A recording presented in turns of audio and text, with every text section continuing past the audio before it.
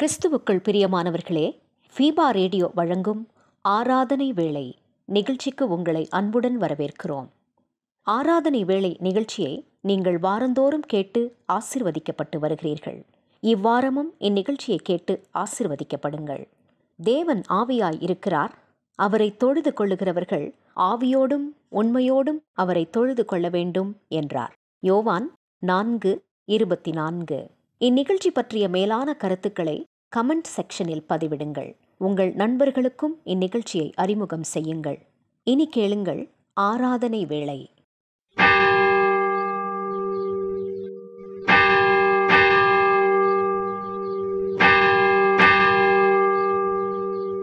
ஆராதனை வேளை. நம்முடைய துவக்கம் பிதா குமாரன் பரிசுத்த ஆவியின் திருப்பேரிலே. ஆமேன். எனக்கு அருமையான தேவனுடைய ஜனமே, ஃபீபா ரேடியோ தயாரித்து ஒளிபரப்பும் ஆராதனை வேளை நிகழ்ச்சிக்கு நேர்களாகி உங்களை அன்போடு கூட வாழ்த்தி நாங்கள் வரவேற்கின்றோம். கர்த்ததாமே நம்மையும் இந்த ஆராதனை வேளை நிகழ்வையும் அளவில்லாமல் ஆசீர்வதிப்பாராக. ஆண்டவரை நோக்கி நாம் மன்றாடுவோம். மகா இரக்கமும் கிருபை நிறைந்த எங்கள் அன்பின் ஆண்டவரே, தர்மியான ஓய்வு நாளுக்காக நன்றி செலுத்துகின்றோம். 8ஆம் மாதத்தினுடைய 2வது ஓய்வு நாளை நாங்கள் காணும்படியாகவும் இந்த ஆராதனை வேளை நிகழ்வின் வாயிலாகுமை துதிக்கவும் ஸ்தோத்திரிக்கவும் உடைய சத்தியத்தை பெற்றுக்கொள்ளவும் எங்களுக்கு நீர் பாராட்டின தயவுக்காக நன்றிகளை சொல்லுகின்றோம். ஆம் தகப்பனே, நீர் இறங்கி வந்து உமது பிள்ளைகளை ஆசீர்வதியும். இந்த வார்த்தைகள் எங்கெல்லாம் சொல்லப்படுகின்றதோ அங்கெல்லாம் மெய்யான தெய்வ சமாதானம், மகிழ்ச்சி, நிறைவான ஆசீர்வாதம் பெருக அருள் தர வேண்டும் என்று சொல்லி மன்றாடுகின்றோம்.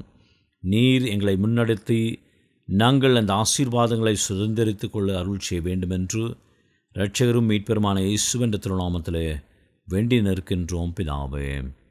ஆமேன். தேவனுடைய நாமத்தை புகழ்ந்து பாடி ஆண்டவரை மகிமைப்படுத்தும்படியாக கிறிஸ்து சபை பாமாலைகளிலே அலங்கார வாசலாலே கோவிலுக்குள் போகிறேன் என்ற பாடலை நாம் பாடி ஆண்டவரை நாம் மகிமைப்படுத்துவோம்.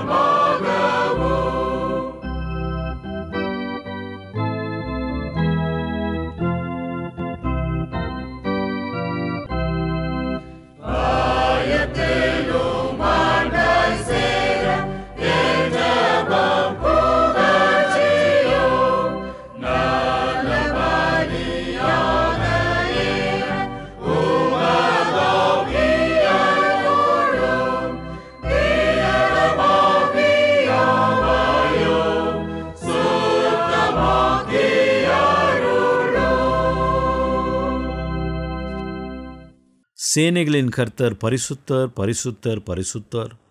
பூமி அனைத்தும் அவருடைய மகிமையால் நிறைந்திருக்கிறது.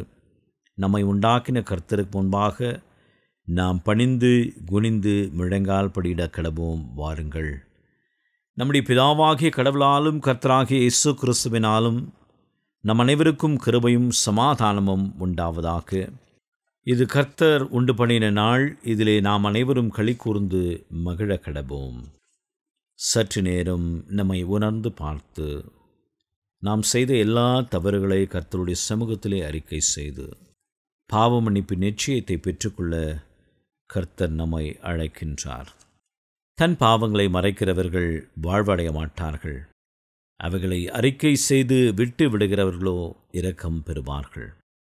நம்முடைய பலவீனங்களுக்காக பரிதபிக்க முடியாத பிரதான ஆசாரியர் நமக்கு இராமல் எல்லா விதத்திலும் நம்மை போல் சோதிக்கப்பட்டு பாவமில்லாமல் இருக்கின்ற பிரதான ஆசாரியரே நமக்கு இருக்கின்றார். மனம் திரும்புவோம், பரலோக ராஜ்யம் சமீபமாக இருக்கின்றது. பாவ மன்னிப்பின் நிச்சயத்தை விசுவாசத்தோடு கூட நாம் பெற்றுக்கொள்வோம்.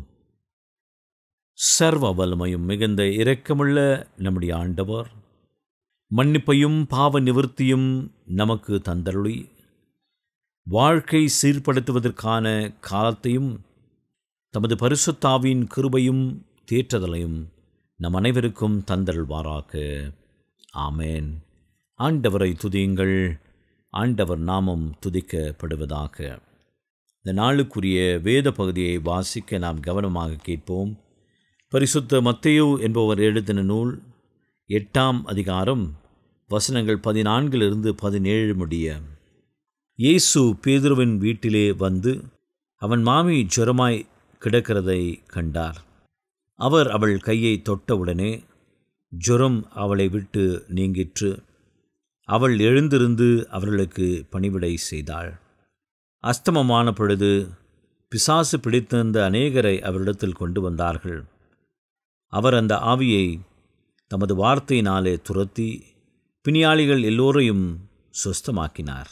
அவர்தாமே நம்முடைய பலவீனங்களை ஏற்றுக்கொண்டு நம்முடைய நோய்களை சுமந்தார் என்று ஏசாயா தீர்க்கதரிசியினால் உரைக்கப்பட்டது நிறைவேறும்படி இப்படி நடந்தது.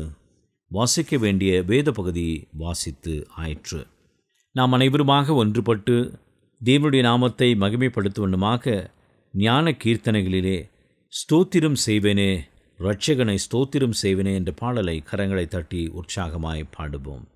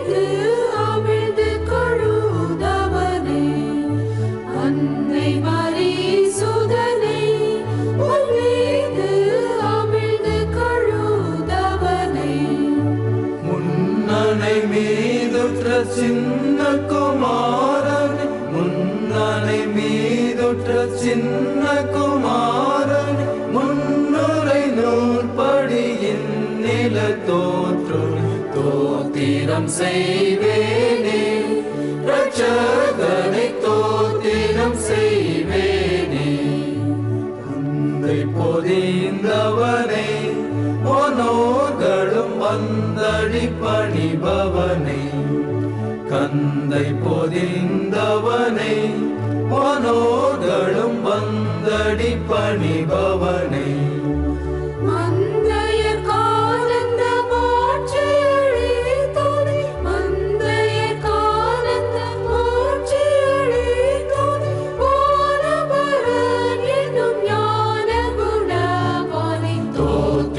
செய்வேனே ரட்சகனை தோத்திரம் செய்வேனே.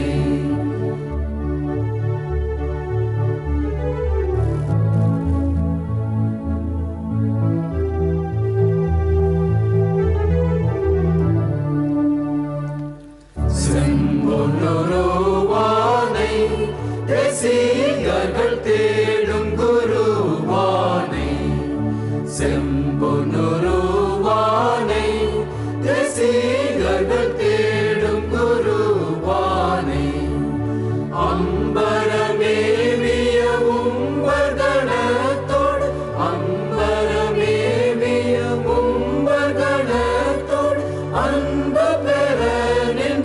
தாமரை பொன்மலர் தூவி தோத்திரம் செய்வேனே, ரட்சகனை தோத்திரம் செய்வேனே.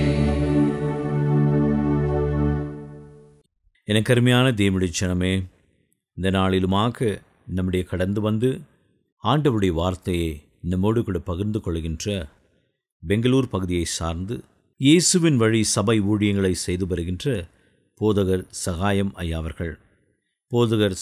ஐயா அவர்கள் ஆண்டவருடைய வார்த்தையை நம்மோடு கூட இப்பொழுது பகிர்ந்து கொள்வார். ஜெபத்தோடு கூட வார்த்தையை நாம் பெற்றுக்கொள்வோம்.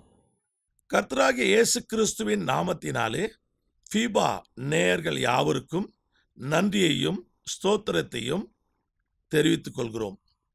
இன்று நாம் தியானிக்க போகிற தலைப்பு தெய்வீக சுகமளித்தல் என்பதை குறித்து.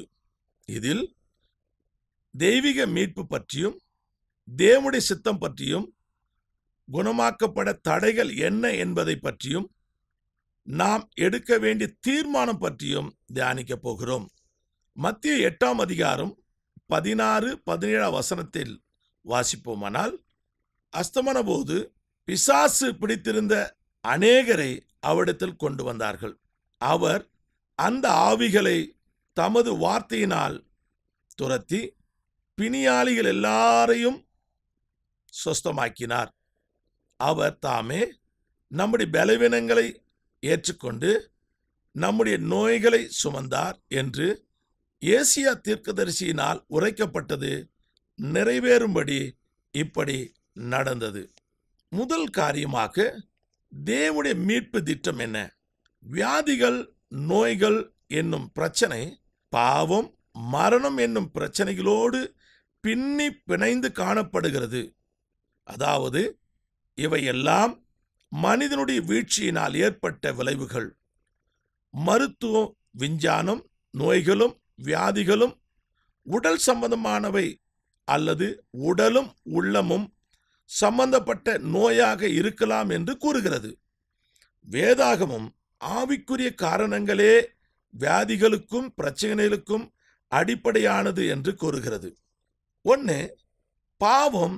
இது நமது உடலையும் உள்ளத்தையும் ஒரே நேரத்தில் பாதிக்கக்கூடியது. இரண்டாவது, சாத்தான் மூலமா பாதிக்கக்கூடியதாக இருக்கிறது.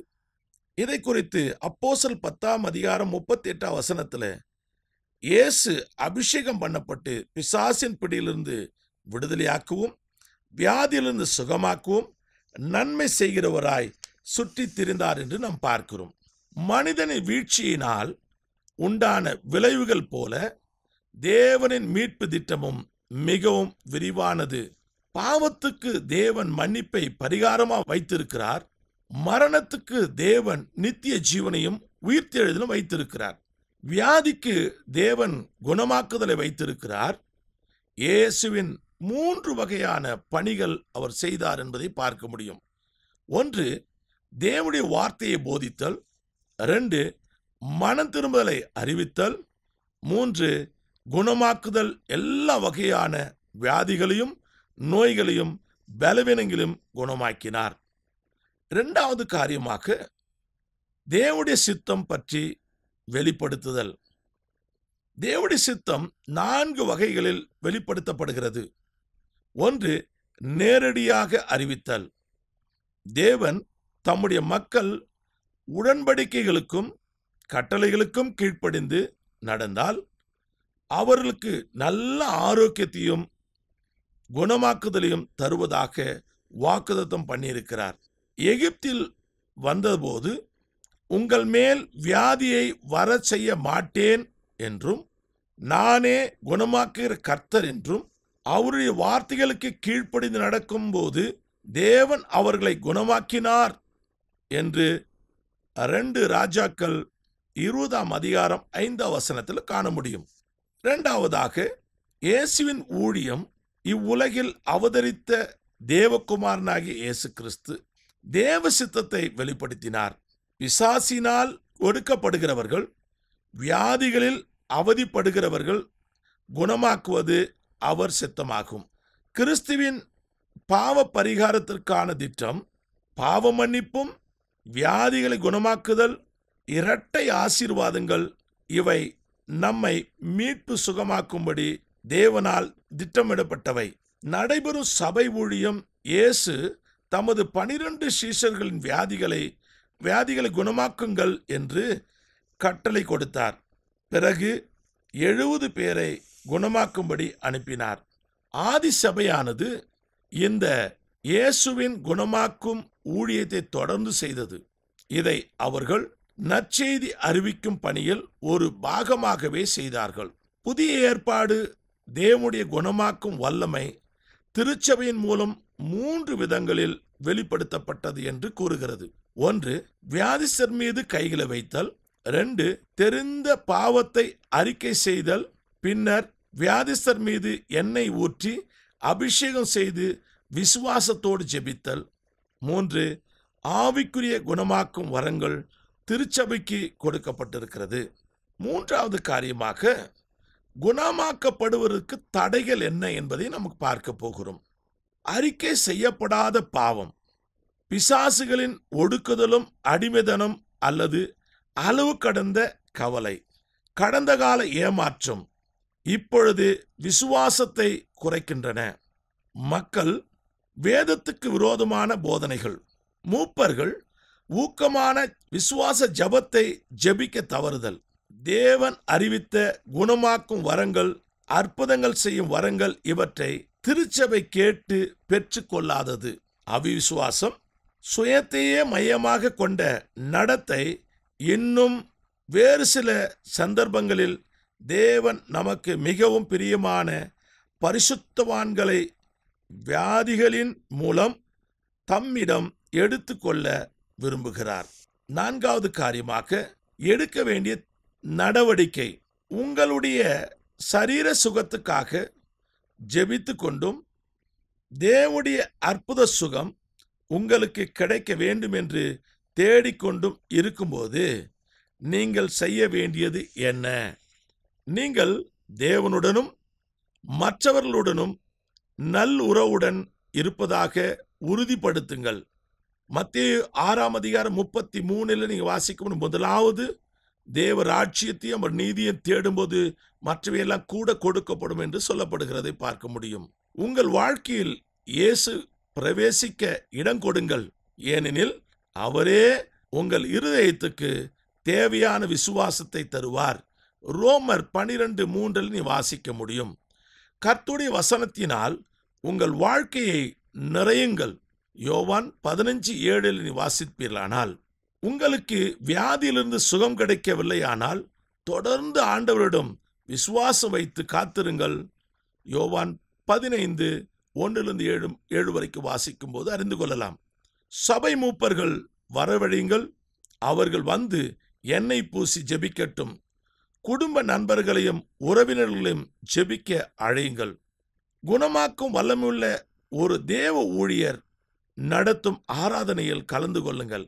அப்போஸ்தலர் 5:15-16 படி நீங்கள் வாசிப்பீர்களானால் அதை குறித்து தெரிந்து கொள்ளலாம். ஒரு அதிசயத்தை எதிர்பாருங்கள். கிறிஸ்துவின் வல்லமையின் மீது நம்பிக்கை வையுங்கள். இன்றே குணமாக்குதல் நடைபெற்றால் சந்தோஷப்படுங்கள். இந்த மணி நேரத்தில் சுகம் கிடைக்காவிட்டாலும் சந்தோஷப்படுங்கள். பிலிப்பியர் 4:4 சொல்லப்படுகிறது, சந்தோஷமாயிருங்கள், சந்தோஷமாயிருங்கள், கர்த்தருக்குள் எப்பொழுதும் சந்தோஷமாயிருங்கள் சொல்லப்படுகிறதை பார்க்க முடியும். ஜெபங்களுக்கு பதில் கொடுக்க தேவன் தாமதப்படுத்துவது பதில் கொடுக்க மறுப்பதல்ல, தேவனுடைய சித்தப்படி செய்வதால் அவருடைய நாமம் அதிக மகிமையை ஏது உண்டாகும். அது நமக்கு நன்மையும் ஆசீர்வாதமாய் இருக்கும் என்பதில் சந்தேகமில்லை. நீங்கள் உங்கள் தேவனுக்கு அர்ப்பணித்த ஒரு கிறிஸ்துவரானால் தேவன் ஒருபோதும் உங்களை கைவிட மாட்டார். தேவன் ஒருபோதும் உங்களை மறக்க மாட்டார். அவர் உங்களை நேசிக்கிறார். உங்களை அவர் தமது உள்ளங்கையில் வரைந்திருக்கிறார் என்று ஏசியா தீர்க்கதரிசன புத்தகத்தில் 45:15-17 வரைக்கும் நீங்கள் வாசிக்கலாம். ஆம் பிரியமானவர்களே, இந்த தருணத்தில் இயேசு கிறிஸ்துவின் தெய்வீக சுகம் அளித்ததை குறித்து நம்ம தியானித்து இருக்கிறோம். இதில் விசேஷமாய் அவருடைய தெய்வீக மீட்பை பற்றியும் தேவனுடைய சித்தம் பற்றியும் குணமாக்கப்பட தடைகள் என்ன என்பதையும் நாம் எடுக்க வேண்டிய தீர்மானம் என்ன என்பதையும் தியானித்திருக்கிறோம். அன்பின் பரலோக பிதாவே, இதை கேட்ட யாவருக்காக நன்றி. ஃபீபா நேயர்களை இயேசுவின் நாமத்தினால் வாழ்த்துகிறோம், ஆசீர்வதிக்கிறோம். இந்த சத்தியத்தை கேட்ட இந்த நேரத்தில் பலவீனமாய் இருப்பார்களானால் இப்பொழுதே அந்த சுகமளிக்கிற வல்லமை அவங்க ஒவ்வொரு மீதும் பாய்வதாக, அற்புத சுகத்தை கொடுத்து சாட்சியா நிறுத்துவீராக. உடைய நாமத்தை மகிமைப்படுத்திக் கொள்ள வேண்டும் சொல்லி பிதா, குமாரன், பரிசுத்த ஆவியின் நாமத்தினாலே ஆசீர்வதித்து செபிக்கிறோம் ஜீவனுள்ள நல்ல பிதாவே. ஆமேன், ஆமேன், ஆமேன். எனக்கு அருமையான தேவனுடைய சின்னமே, இந்த நாளிலுமாக நம்முடைய கடந்து வந்து ஆண்டவருடைய வார்த்தையை நம்மோடு கூட பகிர்ந்து கொண்ட போதகர் சகாயம் ஐயா அவர்களுக்கு ஃபீபா ஊழியர்களின் சார்பிலும் ஆராதனை வேளை நேயர்களாகிய உங்கள் அனைவரின் சார்பிலும் வாழ்த்துக்களையும் நன்றிகளையும் தெரிவித்துக் கொள்கின்றோம். கர்த்ததாமே ஐயாவையும் அவருடைய ஊழியத்தையும் அவருடைய குடும்பத்தையும் அளவில்லாமல் ஆசீர்வதிப்பாராக. ஆண்டவருடைய சத்தியத்தை கேட்ட நாம் அனைவருமாக இணைந்து நம்முடைய விசுவாசத்தை அப்போஸ்தலர் விசுவாச பிரமாணத்தின் வாயிலாக அறிக்கை செய்து அதை நாம் உறுதிப்படுத்துவோமாக. வானத்தையும் பூமியையும் படைத்த சர்வ வல்லமையுள்ள பிதாவாகிய தேவனை விசுவாசிக்கிறேன். அவருடைய ஒரே குமாரனாகிய நம்முடைய நாதர் இயேசு கிறிஸ்துவையும் விசுவாசிக்கிறேன். அவர் பரிசுத்த ஆவியினாலே கன்னி மரியாளிடத்தில் உற்பவித்து பிறந்தார். பொந்தியு பிலாத்துவின் காலத்தில் பாடுபட்டு சிலுவையில் அறையுண்டு மரித்து அடக்கம் பண்ணப்பட்டு பாதாளத்தில் இறங்கினார். மூன்றாம் நாள் மரித்தோரிடத்திலிருந்து எழுந்தருளினார். பரமண்டலத்துக்கு ஏறி சர்வ வல்லமையுள்ள பிதாவாகிய தேவனுடைய வலது பாசத்திலே வீற்றிருக்கிறார். அவ்விடத்திலிருந்து உயிருள்ளோரையும் மரித்தோரையும் நியாயம் தீர்க்க வருவார். பரிசுத்த ஆவியையும் விசுவாசிக்கிறேன். பொதுவாயிருக்கிற பரிசுத்த சபையும் பரிசுத்தவான்களுடைய ஐக்கியமும் பாவ மன்னிப்பும் சரீர உயிர்த்தெழுதலும் நித்திய ஜீவனும் உண்டென்று விசுவாசிக்கிறேன். ஆமென். மீண்டும் ஒரு விசையாக தேவனுடைய நாமத்தை புகழ்ந்து பாட வேண்டுமாக நாம் அனைவருமாக ஒன்றுபட்டு கிறிஸ்து சபை பாமாலைகளிலே பகலோன் கதிர் போலமே இயேசுவின் ராஜரீகமே என்ற பாடலை நாம் பாடுவோம்.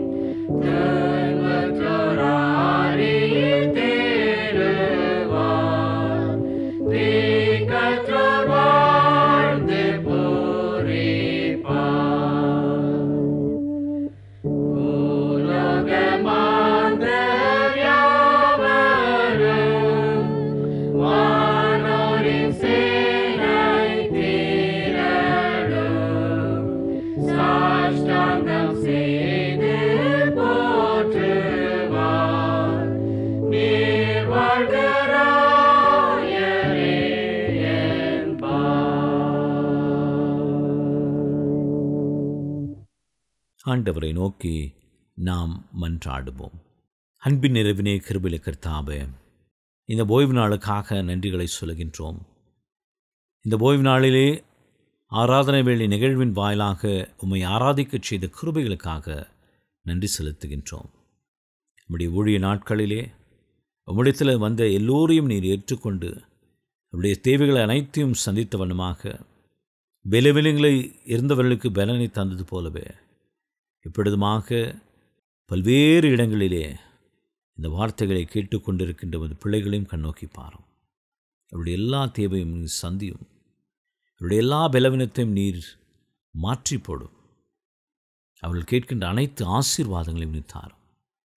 நீர் நேற்றும் என்றும் என்றும் மாறாத கர்த்தர். உமது பிள்ளைகள் மீது நோக்கமாக இருக்கின்ற ஆண்டவர் எப்பொழுதுமாக இறங்கி ஆண்டவரே உமது பிள்ளைகளை ஆசீர்வதித்தள்ளும். நீர் செய்யக்கூடாத காரியம் ஒன்று உண்டோ? நீர் எல்லாவற்றையும் செய்ய இயலும். நீர் அப்படியே செய்யப்போவதற்காக நன்றிகளை சொல்கின்றோம். நிகழ்ச்சியின் முடிவிலே இதை கேட்டுக்கொண்டிருக்கின்ற நமது பிள்ளைகளுடைய உள்ளத்திலே ஆண்டவரை மாற்றத்தையும் பேரானந்தத்தையும் மிகுந்த சமாதானத்தையும் பெற்றுக்கொண்டு நமக்கு சாட்சி புரிய அருள் செய்ய வேண்டும் என்று இறைமகன் இயேசுவின் வழியிலே வேண்டி நிற்கின்றோம் பிதாவே. ஆமென்.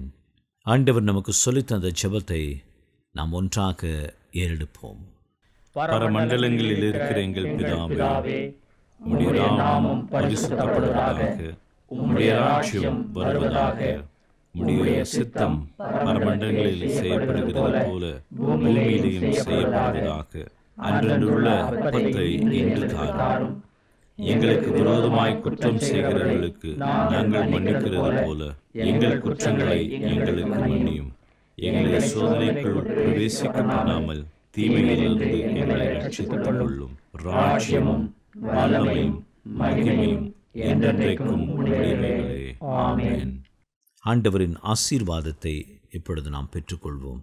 திரியேகராம் தந்தை மைந்தன் தூயாவின் அன்பு கிருபை சமாதானம் ஆசீர்வாதம் வழிநடத்துதல் நம் அனைவரோடும் இன்றும் என்றும் சதா காலங்களிலும் தங்கி நிலைத்திருப்பதாக. ஆமென்.